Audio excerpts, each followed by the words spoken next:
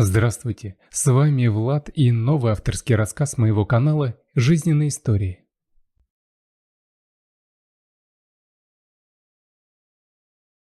Дмитрий Сергеевич, вы же понимаете, что хранить вашу жену некому. С другой стороны, она все еще является вашей законной супругой. Дмитрий вздохнул, поднял голову, посмотрел на своего помощника. Ольга Александровна, вы не знаете, почему я до сих пор не развелся? Помощница подняла на лоб очки. Знаю, конечно, потому что вы любили Жанну. Как можно любить ту, которая тебя предала? Ну, Дмитрий Сергеевич, очень многое нам видится совершенно не так, как было на самом деле. Так, хватит. Что мне нужно делать?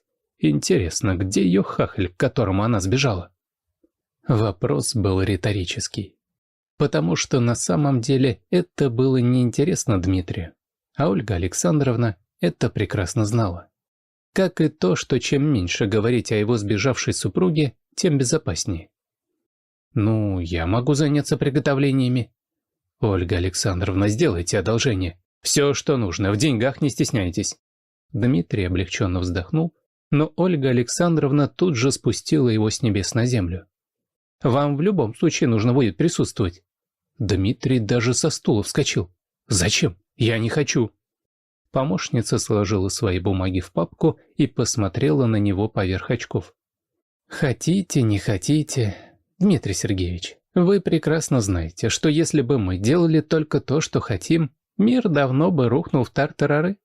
Вы только представьте заголовки газет. Бизнесмен не пришел проститься с женой. Какие тайны хранит покойница и так далее. Вам очень нужно, чтобы начали трясти белье. Дмитрий вздохнул. Да уж, любят газетчики это дело. Хорошо, я вас понял. Ольга Александровна ушла, а он откинулся на спинку стула. Буквально 5 лет назад все в его жизни было по-другому. То время можно назвать счастливым, потому что он любил Жанну, а она его. Вернее, он так думал, что она его любит. На самом деле, Жанна оказалась такой же дрянью, как и все остальные женщины. Дмитрий не любил женщин с самого детства. Вот как только помнил себя, так и не любил. Он точно знал, что все они... Его мать была самой худшей женщиной на свете. Она его не только била, запирала в чулане, и он там сутками сидел в темноте. А если громко плакал, то била снова. Когда Диму забрали в детский дом, он думал, что попал в рай. Еда, все чисто, его учат, он человек. Но и это оказалось не окончательным счастьем. Через год его усыновили. Хорошая семья, красивый дом, достаток. 2 года Дима жил как в сказке. Он уже начал даже верить, что не все женщины плохие, потому что его приемная мать была просто замечательной. Но потом она ушла к другому. Он помнит, как сильно переживал приемный отец, как он плакал. Но Диму не бросил, не вернул, вырастил и выучил. Вот тогда-то Дима и решил, что если уж без женщины в жизни не обойтись, то никаких детей. Вдруг девочка родится, а если даже и мальчик, где гарантия, что женщина-мать не поступит с ребенком плохо? Он твердо решил, что женщина, которая будет рядом с ним, будет лишена права голоса. Совсем. Правда, вышло совсем не так, как он хотел. Жанна ворвалась в его жизнь словно тайфун.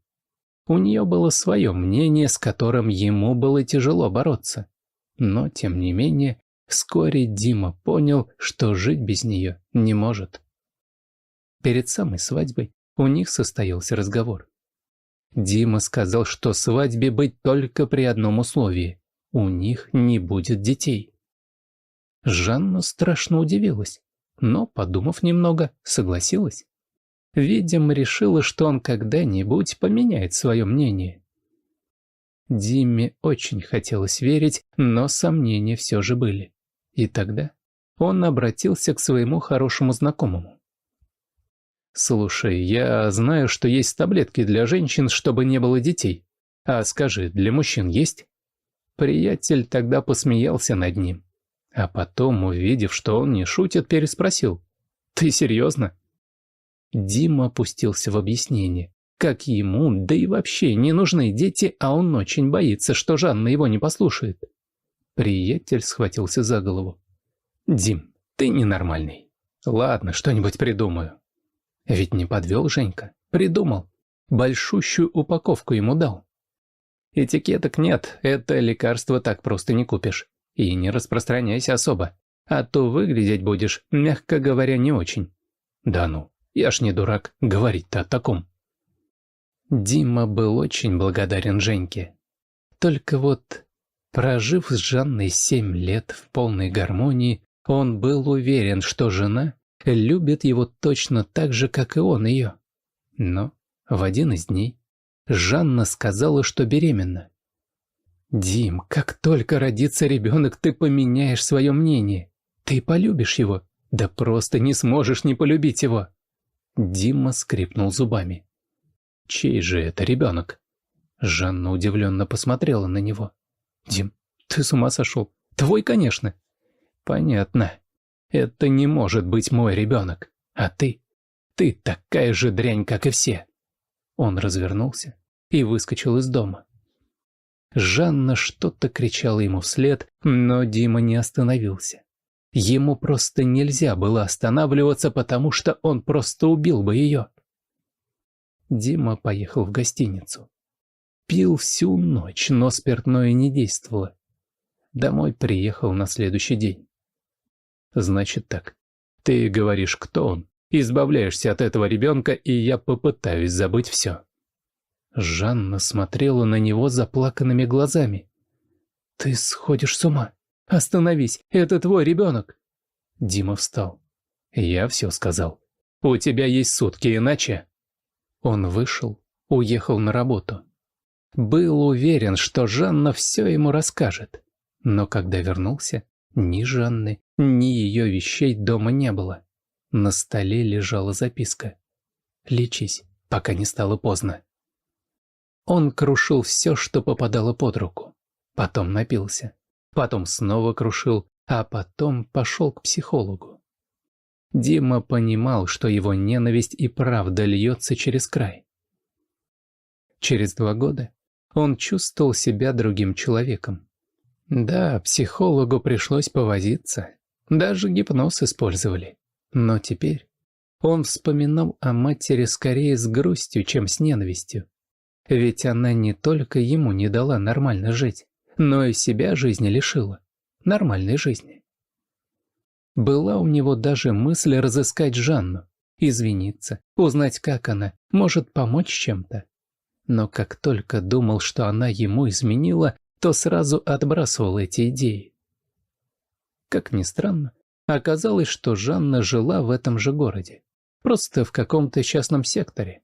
Видимо, тому хахалю она тоже была не нужна, раз и хоронить ее некому было. Он осмотрелся. Несколько человек, видимо, соседи.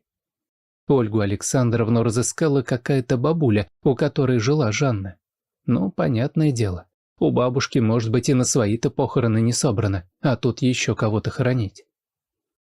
Как ни скрывали они, но многие узнали о смерти Жанны. Потому что Дима увидел несколько женщин, с которыми она когда-то общалась. Да и его друзья пришли выразить соболезнования. Дима видел, как люди на него смотрели, и просто не мог выдержать их взглядов. Интересно, почему он себя чувствует виноватым? Это Жанна ему изменила. Это все из-за нее развалилось. Не дожидаясь конца похорон, он развернулся и направился к выходу с кладбища. Пусть говорят все, что хотят. Он и платит Ольге Александровне за то, чтобы она утрясала такие вопросы. «Красивый, дай погадаю». Дима дернулся и тут же увидел рядом с собой цыганку. Она быстро схватила его руку, с улыбкой посмотрела на нее и тут же отбросила. «Бежишь? Зря бежишь. Все равно прошлое тебя настигнет. А если повернешься лицом к нему, то все решится». Дима чуть ли не в ужасе смотрел на нее. Потом обернулся к кладбищу, решительно развернулся и пошел обратно. Он стоял, Смотрел, как закапывают могилу. «Дим, ты как?» Рядом стоял Женька. «Да нормально». «Все спросить-то хотел. Что у вас случилось тогда?» Ответить Дима не успел. К нему подошла дряхлая старушка, а с ней девочка.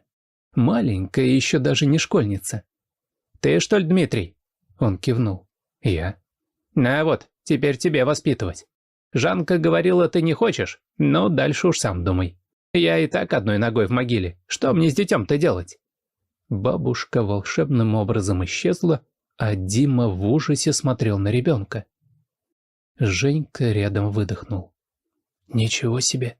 Дим, да она просто твоя копия! Вот уж где не нужно экспертизу делать!» В голове у Димы нарастал какой-то гул. «Погоди, Жень, это не может быть мой ребенок! Ты же сам мне таблетки давал!» «Какие таблетки? Дим, ты нормальный, это витамины были. Просто не хотел, чтобы тебя за сумасшедшего считали».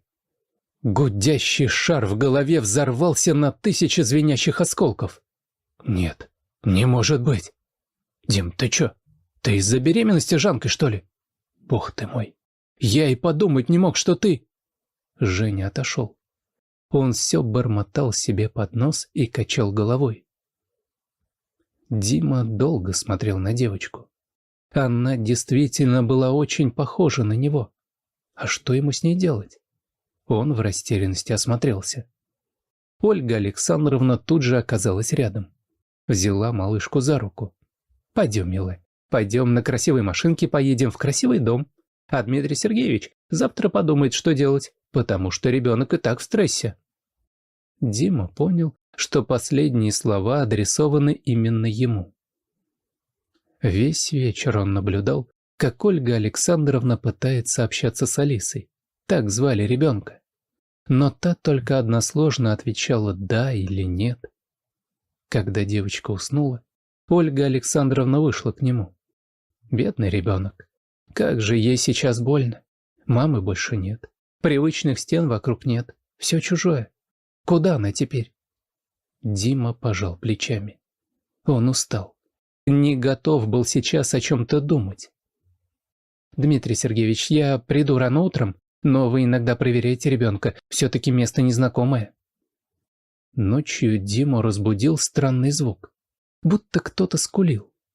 Он тихо встал, подошел к открытой двери в комнату, где спала Алиса. Хотел уже сказать, что ребенок мешает ему спать, но прислушался. «Мамочка, мамочка, почему ты не взяла меня с собой? Ты говорила, что меня будет любить папа, но он не хочет меня видеть. Я ему не нравлюсь. Мамочка, вернись, пожалуйста, забери меня с собой». Он решительно шагнул в комнату. Слова застряли в горле. Сказать ничего не получалось. Если бы не он со своими дурными мыслями, то и Алиса жила бы в доме и не боялась его, и Жанна, скорее всего, была бы жива. Деньгам поддаются очень многие болезни. «Алиса». Девочка повернулась к нему и вжалась в кровать. Дима тихо присел рядом. «Алис, прости меня, пожалуйста, я не знал. Я и сейчас не знаю, как нужно общаться с детьми. Я никогда не общался с детьми. Может быть, я много в жизни сделал не так, но я очень постараюсь научиться. Научиться, чтобы мы с тобой могли подружиться». Алиса коснулась его руки. «Мама говорила, что ты очень хороший. Просто не хочешь, чтобы другие видели, что ты добрый. Почему?» Дима растерялся. «Не знаю. Мне кажется, хорошие люди – слабые люди». Алиса качнула головой. «Неправда. Моя мама была самой хорошей и самой сильной. Знаешь, я точно знала, что ей очень больно. Но когда я к ней в комнату входила, она всегда улыбалась мне, понимаешь?» Дима в удивлении посмотрел на Алису. Да, у этого ребенка совсем не детские глаза. «Я почти не плакала, когда мама умерла. Бабушка сказала, что теперь ей хорошо. Ей не больно. И еще бабушка сказала, что мне, сиротинушке, теперь в детском доме жить». Если честно, Дима в тот момент хотел умереть. Ему было не просто стыдно, ему было больно. Почти физическая боль сдавила грудь. Только сейчас он понял по-настоящему, что же натворил. Сам, своими руками загнал в могилу любимого человека. Дима осторожно обнял маленькие вздрагивающие плечики Алисы. «Вот что, если ты меня простишь, мы с тобой попытаемся. Мы с тобой будем самыми лучшими друзьями. Я обязательно научусь быть хорошим папой. Только ты помоги мне. Я не знаю, как это — быть папой». Алиса заглянула ему в глаза. «Ты не отдашь меня в детский дом?» Он яростно затряс головой. «Какой детский дом? Он сейчас даже мысли такой не допускал». «Я никому тебя не отдам. Честное слово». Алиса какое-то время смотрела на него. Потом маленькой ладошкой вытерла ему слезинку, которая невесть откуда взялась на его щеке. «Не плачь, ты же взрослый. Я обязательно тебе помогу». Она подумала немного, потом обхватила его за шею ручками и вздохнула. Вернее, выдохнула. Дима боялся пошевелиться. Они долго сидели так. Потом Алиса ровно засопела. Дима осторожно уложил ее, укрыл одеялом. Подумал, что ребенок снова может проснуться и испугаться. Прилег рядом, на самый краешек, чтобы не мешать Алисе. Уже засыпая, прошептал: «Жанна, я обещаю тебе, что наша дочь будет самой счастливой на свете».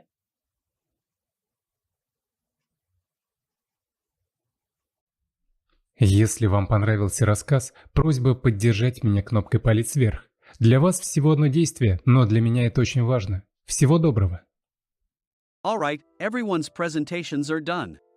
Nick, the manager, said as he tried to move the discussion forward. Excuse me, I haven't. I recently found out something. Nick interrupted me and began to speak. There's apparently someone in this department who didn't graduate high school and is just a part-timer. Meetings should be for employees only. Absolutely right. His lackey, Mike, of course, agreed with Nick. I'm leaving. After leaving the meeting room, I started to shut down my computer. I noticed that an email had arrived, not in my personal inbox, but in the company's shared email. Thinking, there's no point in speaking up, no one will listen, I went home quietly. The next day, I heard a commotion from Nick's desk. He was staring at his computer screen, his face pale. Nick? Is something wrong? Mike looked at the screen with him. And he turned even paler than Nick. Why is he so angry? Knowing the reason for Mike's distress, I thought to myself, serves them right. My name is Adam. My mother passed away when I was in the 9th grade, and I was raised by my father. Well, you could hardly call it being raised. After my mother passed, my father changed. He drowned his sorrows in alcohol, and though he still went to work, he squandered our living expenses on horse racing. Because of that, I had to start working part-time as soon as I entered high school. Every month, I went to the convenience store with bills in hand that couldn't be auto-deducted from my father's account. Even though I endured it because I didn't want to be alone, I reached my limit in my second year of high school and dropped out. I found a live-in job at a distant inn. Thank you for everything. The day I left home, my father, still staring at the TV, spoke. Take care. That was our last conversation. Back then, 18 wasn't the age of majority, so I needed my father's permission to work, and I couldn't hide my place of employment. Yet, my father never visited me even once. I kept working just to survive, and before I knew it, I was 42. Years of hard work paid off, and I was transferred to the headquarters. I was thrilled to be recognized by the company, as I thought I'd be working in the field until retirement due to my lack of formal education. Listen up. Our work can change the future of our employees. Don't drag us down. On my first day after the transfer, Nick, dressed in an expensive suit, spoke sternly. There was a reason for this. Our inn was located in a prominent tourist destination, known so well that everyone in the state could sing its commercial jingle. At its peak, we had 5 locations within the state. But that was long ago. Due to financial difficulties and aging facilities, only the place where I had worked for many years and the original establishment remained. I was prepared to lose my job anytime, but now there was a glimmer of hope. With the rise of social media, the tourist area where the inn was located started gaining attention again. Depending on how hard the sales department, where I was transferred, worked, we could either thrive or be forced to give up this prime location to the new hotel chains continuously popping up. For Nick, who had switched careers from another industry to strengthen our sales, this was a battle he couldn't afford to lose. I understood why he had to be strict. "I will do my best." Nick sneered at my enthusiastic declaration. "Did you not hear what I said?" "I'm sorry." I thought I was listening carefully. Out of habit from years of customer service, I apologized reflexively, though I had no idea what had offended him. Someone was watching me with a smirk. In this department, there are those who are expected to excel and those who have been shoved here because they have nowhere else to go. You are the latter. It was Mike, the section chief. He's 7 years younger, at 35. But he was called to headquarters much earlier than I was and had been moving around within the headquarters ever since. I'm not jealous, but I can't accept that he's my boss. Graduating from a prestigious university, he has an unusually high pride and caused many problems as a newbie, making things very difficult for me when I was the front desk leader. When I found out Mike was transferred to the sales department a month before me, I was disheartened. Mike is right. With just a middle school diploma, there's not much you can do. Don't even think about achieving results. As if I didn't exist, Nick remarked, "I'm thirsty." Mike eagerly ran to the coffee maker. It seems Mike is Nick's lackey. I regretted being happy about my transfer to headquarters, wishing I had stayed on site forever. Send a direct mail to every company on this list by the end of the day. Nick only assigned me tasks that even a new graduate could handle. What? There are over 1,000 companies. You want me to send to all of them by today? Yes, if you and your fellow misfits split the work, even those with nowhere else to go should finish by today. I glanced at the employees typing away expressionlessly. They were worn out from customer service, only thinking about leaving on time, or were women reassigned after having children, with zero motivation for work. Even Sam, a new graduate from the same university as Mike, who was supposed to be among the expected achievers, had no enthusiasm for the job, having joined the company wanting to do customer service. "I don't care what they say, I plan to quit anytime," he said. Only Nick and Mike were highly motivated, making all the decisions between the two of them. I originally only wanted to work at the inn to survive and had no particular attachment to this job. I swallowed my words, thinking I had no right to reprimand them. About a month after the transfer, Nick told us with a frustrated look, "To commemorate the 50th anniversary, we've decided to create a plan exclusive for one group per day." Originally, Mike and I were supposed to come up with it, but our president, Mr. Thompson, insists on hearing everyone's opinions. "So, you all get a chance." As Nick explained, Mike began handing out prints. "Make sure not to embarrass Nick. If your ideas are half-baked, you'll have to redo them." It seemed that they had printed his handwritten notes by Mr. Thompson, which included several questions and a section for free responses. It made sense why Nick had to seek our input, given that all responses had to be submitted to Mr. Thompson. We were given a week to think about it, and a meeting was scheduled to compile our ideas. My plan is to let guests enjoy both the old and modern America. Nick began the presentations. Guests would watch a master confectioner at a nearby traditional sweet shop make sweets in front of them. The welcome drink would be premium tea in a bottle. Nick's plan was certainly attractive. After his presentation, Nick called on us to present in the order we were seated.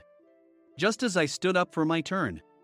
"All right, everyone's presentations are done." "Excuse me, I haven't. I recently found out something." Nick interrupted me. "There's someone in this department who didn't graduate high school and is just a part-timer." He was likely talking about me. I joined the company as a part-timer and was made a full-time employee when I turned 20. That was 20 years ago, so Nick and Mike probably had no chance to know until recently. Meetings should be for employees only. Absolutely right. After that, Nick kept creating opportunities to solicit everyone's opinions, purposefully excluding me from speaking. The meeting unexpectedly heated up and went past the scheduled end time. A few people asked to leave, and the discussion continued with the remaining few. Still here? Normally, you'd leave in that situation. Though I had no attachment to the job initially, hearing kind words from customers made me want to make them happier. For someone like me, with nowhere to go, the inn was my home and customer service was my life. I felt pathetic about my current self. I'm leaving. I left the conference room and started shutting down my computer. I noticed an email had arrived, not in my personal inbox, but in the company's shared email. Thinking no one would listen to what I had to say anyway, I quietly went home. The next day, while preparing the DM as instructed, I heard a commotion from Nick's desk. In his haste to stand up, he hit his knee on the desk. He stared at his computer screen, his face pale. "Nick? What's wrong?" Mike, thinking he should be the first to rush over, approached Nick while still wearing his coat. He peered at the screen with Nick. And he turned even paler than Nick. Why is he so angry? Who is responsible for this company? Nick, more irritated than ever, asked, and Mike answered without checking. Probably Sam. Sam wasn't there because he was attending a morning training session for new hires. Nick gave up on getting angry and returned his gaze to the screen. They were looking at an email that arrived right after the end of the working day yesterday. Apparently, no one, including me, had checked it before leaving. The email was from a large company that used us for their annual employee trips. The president and executives of that company also frequently used our services personally. President of the company, Mr. Mason himself, had declared that neither he nor his company would ever use our services again. Well, some companies cancel their employee trips or stop using our services due to financial struggles. Let's just move on. Mike kept wiping the sweat from his forehead with a handkerchief. Knowing why Mike was so agitated, I quietly watched their interaction. Do you know how much revenue we get from that company? We can find other guests to fill the rooms, but we'll lose the banquet costs, gift shop revenue, rental car fees, and more. Moreover, the gifts were supposed to be prepared by the traditional confectionery shop involved in Nick's proposed plan. If it's known that we incurred such a huge loss at this critical time, Nick's position in the company would be jeopardized. Nick took a deep breath, seemingly trying to calm himself. All right, Mike. Go to New York right now and apologize to Mr. Mason. What? You're coming with me, right? I have urgent work to do. I trust you, which is why I'm entrusting this to you. Please. Mike, believing Nick's sincerity, agreed with a determined look on his face, saying, yes. That's Nick for you. Even if Mike went to apologize, Nick would shift all the blame onto him if the client didn't change their mind. Well, it was Mike's fault to begin with, so it served him right. About 3 hours later, Sam answered a call from somewhere and repeatedly apologized, saying, I'm very sorry. Everyone watched to see what was happening. After ending the call, he informed Nick with a weary tone. When Mike arrived at the client's company, he only made things worse, further infuriating Mr. Mason. He was demanding, get his boss here immediately. It was no wonder Sam was exhausted, dealing with such a call right after returning from training. What is that idiot doing? All right, Adam, you're coming with me. If sacrificing Mike didn't work, then I must be next. Normally, I'd want to refuse at all costs, but I saw an opportunity in this situation. If I can be of assistance, I'd be happy to join you. I obediently followed Nick, and we flew to New York. When we introduced ourselves at the reception, it became clear how serious the situation was. As the receptionist personally escorted us to the president's office. Angry voices leaked through the door, making both Nick and me uneasy. Excuse me. I'm Nick, the supervisor. I understand my subordinate has caused you trouble, and I deeply apologize. Nick, with his experience in the corporate world, knew enough to offer an apology before excuses.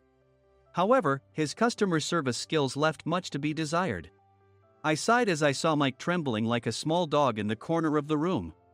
What kind of training are you giving your subordinates? Mr. Mason glared at Nick with a red face. The intensity of his gaze made even Nick take a step back. Regrettably, I joined this company only 2 years ago and was unaware of Mike's issues. I should have identified his shortcomings sooner. Indeed. I should have realized sooner. No sensible person would come to apologize and then give a lengthy presentation on the drawbacks of not using their in. Nick froze, his mouth slightly open. Suspecting the worst, I picked up the documents that had fallen to the floor. It seemed Mike hastily prepared these documents on the plane, listing the disadvantages. Disadvantage 1: if you change the venue for the company trip, employees might suspect it's for cost-cutting reasons, leading to a negative impression. Reading it aloud half-jokingly, Nick snatched the papers from my hand and checked the contents with a furious expression. Among the stack of documents was a receipt from a nearby convenience store's copy machine. I felt a pang of dread, hoping he hadn't shown the receipt as well. What do you think he said when I asked what kind of nerve he had to do this? I'm very sorry. Faced with the dire situation, Nick must have thought there was nothing left to do but apologize. In a voice smaller than I'd ever heard from him, he uttered words of apology. He said, "I'm a Harvard graduate. I don't believe I said anything wrong." Mike! What have you done? Forgetting his plan to pin the blame on Mike, Nick yelled loudly, even in front of Mr. Mason. "I didn't do anything wrong." "You're still saying that? Look at him." Mike pointed at me with a shaking hand. "I was assigned to headquarters in my 20s and now I'm a section chief. This guy only made it to headquarters at 42. Everything I've done proves I was right. So why are we losing the contract?" Having said his piece, Mike collapsed to the floor. "Of course. You were sent there because you had nowhere else to go." Mike never expected to hear such words from someone he looked down upon. He lunged at me, and Nick hurriedly stepped in to stop him. "Mr. Thompson told me Mike is a quick thinker, and to take good care of him." There's no way he was pushed aside. "Don't make things worse here. He didn't say quick thinker, he said only quick-witted, didn't he?" I don't remember that part. I recalled the many troubles Mike caused when he was a newbie. When Mike was on the front line, his pride was so high that he never apologized to customers. Customer service, especially in our job, doesn't work alone. It brings both good and bad situations. If the front staff or housekeepers made mistakes, or the cleaning company didn't properly clean a room, one had to apologize to the customers regardless of personal fault. Mike, in such situations, would never apologize, insisting he wasn't at fault. This often angered customers, and as the front desk leader, I frequently had to apologize on his behalf.